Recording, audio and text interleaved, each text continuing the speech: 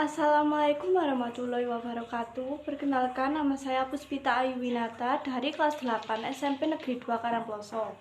Di sini saya akan menjelaskan PPKN bab 4 tentang Kebangkitan Nasional 1908. Kebangkitan nasional merupakan masa bangkitnya rasa dan semangat persatuan, kesatuan, nasionalisme, serta kesadaran untuk memperjuangkan kemerdekaan Indonesia. Kebangkitan nasional ditandai lahirnya organisasi sosial pertama di Indonesia pada tanggal 20 Mei 1908, yaitu Budi Utomo. Perjuangan bangsa Indonesia sebelum tahun 1908. Sebelum tahun 1908, banyak bangsa lain yang ingin menjajah dan menguasai Indonesia. Mereka memeras, menindas, dan merampas hak-hak rakyat Nusantara. Melihat kondisi tersebut, bangsa Indonesia tak tinggal diam. Perlawanan terhadap penjajah terjadi di berbagai daerah di Indonesia, sehingga muncul banyak tokoh yang memegang andil besar dalam perlawanan terhadap penjajah yang dilakukan bangsa lain. Kondisi bangsa Indonesia sebelum tahun 1908.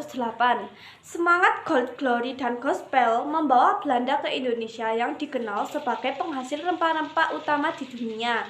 Kedatangan Belanda disambut baik oleh orang pribumi. Seiring berjalannya waktu, Belanda bertindak semena-mena dan mengeksploitasi bangsa Indonesia secara besar-besaran. Belanda menjajah dan menguasai negara-negara yang ditemuinya, termasuk Indonesia. Maka dari itu, kondisi Indonesia sebelum tahun 1908 cukup memperhatikan akibat penjajah yang dilakukan. Politik adu domba. VOC melakukan politik adu domba, yaitu saling mengadu domba antara kerajaan yang satu dengan kerajaan yang lainnya, atau adu domba di dalam satu kerajaan di berbagai daerah di Nusantara. Politik adu domba ini berakibat pada makin melemahnya kerajaan-kerajaan di Indonesia dan merusak seluruh sendi kehidupan masyarakat Nusantara. Kerja rodi. Penduduk di Nusantara makin menderita ketika Daendels berkuasa. Penerapan kerja paksa atau dikenal sebagai rodi untuk membangun jalan sepanjang Pulau Jawa, Anyer sampai Penarukan membuat rakyat makin sengsara.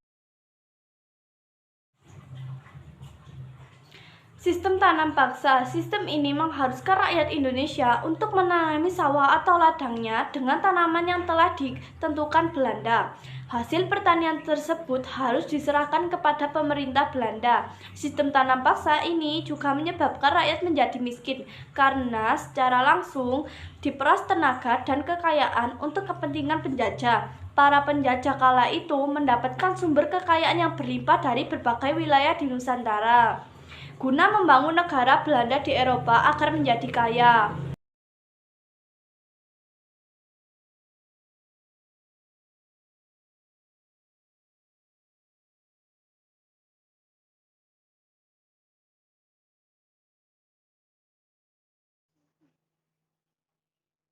Perjuangan rakyat Malaka. Pada tahun 1511, rakyat Malaka di bawah pimpinan Sultan Mahmud Syai'i melakukan perlawanan terhadap penduduk Portugis. Namun, akhirnya Portugis dapat mendesak pasukan Malaka sehingga mereka terpaksa menyingkirkan ke Pulau Bintan. Malaka akhirnya jatuh ke Portugis tahun 1511. Pada tahun 1526, Pulau Bintan diserbu oleh Portugis. Sultan Mahmud Syai'i kemudian lari ke Kampar hingga wafatnya pada tahun 1508.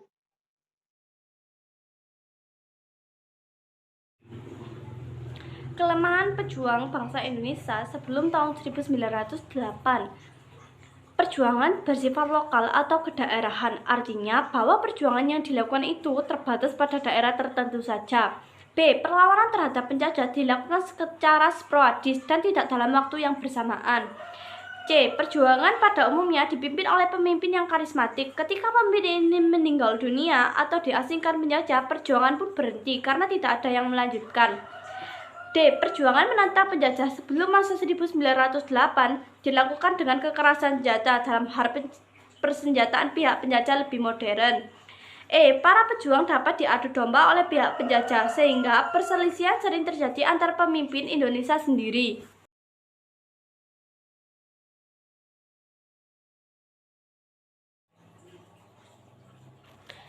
Perintis kebangkitan nasional dalam perjuangan kemerdekaan Republik Indonesia. 1. Makna kebangkitan bangsa. Kebangkitan nasional merupakan upaya sadar dan terencana masyarakat Indonesia untuk melakukan perlawanan terhadap kolonialisme bangsa Barat saat itu. Era kebangkitan nasional disebut juga tonggak pergerakan nasional. Pergerakan nasional adalah suatu momentum perubahan dari suatu titik ke suatu titik cita-cita perjuangan.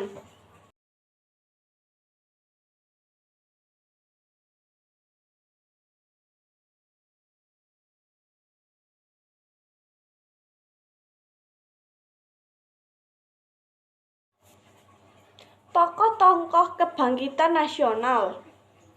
Soetomo lahir di Ngepeh, Loceret, Nganjuk, Jawa Timur pada tanggal 30 Juli 1888.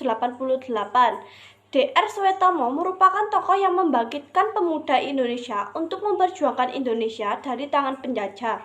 Soetomo salah satu tokoh pendiri organisasi Budi Utomo yang menjadi tanda kebangkitan nasional di Indonesia. Selain itu, Dr. Soetomo juga turut membuat organisasi Indonesia Studi Club (ISC). Dirinya terus berjuang keliling Indonesia untuk menanamkan rasa memiliki tanah air. Selain sebagai dokter, dirinya juga sebagai aktif di organisasi.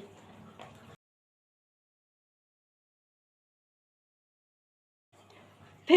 Tajipto Mangunkusumo. Tajipto Mangunkusumo merupakan salah satu sosok yang terlibat dalam pembentukan organisasi Budi Utomo. Bersama Ki Hajar Dewantara dan Dawus Dengker, beliau bergabung ke dalam 3 serangkai, yaitu perkumpulan yang mencetuskan ide penyerangan pemerintah daerah kepada penduduk lokal, bukan Belanda. Dr. Tajipto Mangunkusumo pun dikenal sangat vokal menyuruh pendapat mengenai kebudayaan keraton Jawa yang dinilai feodal. Ki Hajar Dewantara. Ki Hajar Dewantara lahir dengan nama Raden Masoewardi Soerjangningrat. Beliau juga merupakan bagian dari 3 serangkai dan aktif dalam pergerakan pendidikan pada masa pemerintah Hindia dan Belanda. Ki Hajar Dewantara merupakan sosok penting di balik berdirinya perguruan taman siswa, lembaga pendidikan formal untuk pribumi. Berkat kontribusinya dalam bidang pendidikan dan pergerakan nasional, hari lahir Ki Hajar Dewantara tanggal 2 Mei ditetapkan sebagai Hari Pendidikan Nasional oleh pemerintah.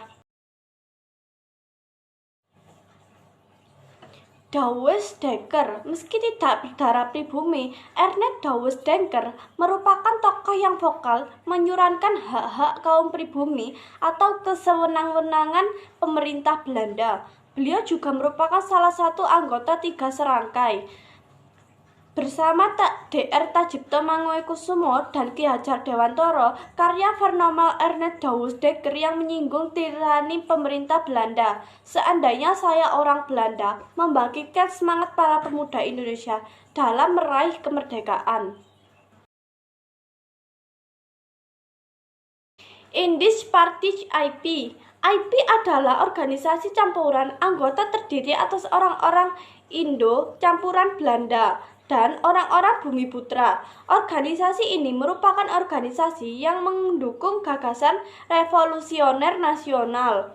Jika orang-orang Indo dan Bumiputra bersatu, pasti akan berbentuk kekuatan besar yang mampu menghadapi pemerintah Belanda. Taman Siswa. Pada tanggal 3 Juli 1922, Ki Hajar Dewantara mendirikan perguruan taman siswa di Yogyakarta. Dengan berdirinya taman siswa, Ki Hajar Dewantara memulai gerakan baru bukan lagi dalam bidang politik, melainkan bidang pendidikan, yakni mendidik angkatan muda dengan jiwa kebangsaan Indonesia berdasarkan akar budaya bangsa. Perguruan taman siswa dijadikan sarana untuk menyampaikan ideologi nasionalisme, kebudayaan, perkembangan politik, dan juga digunakan untuk mendidik calon-calon pemimpin bangsa pada masa yang akan datang. A. Nilai religius. 1. Tidak memaksakan suatu agama atau kepercayaan kepada orang lain. 2. Saling menghormati dan bekerja sama antar umat agama sehingga terbina kerukunan hidup. 3. Saling menghormati kebebasan menjalankan ibadah sesuai dengan agama dan kepercayaan masing-masing. 4. Percaya dan takwa kepada Tuhan Yang Maha Esa sesuai dengan agama dan kepercayaan masing-masing. B. Nilai kemanusiaan. 1. Saling mencintai sesama manusia. 2. Menjunjung tinggi nilai kemanusiaan. 3. Berani membela kebenaran dan keadilan. 4. Mengembangkan sikap tenggang rasa. 5. Tidak semena-mena terhadap orang lain. 6. Gemar melakukan kegiatan kemanusiaan.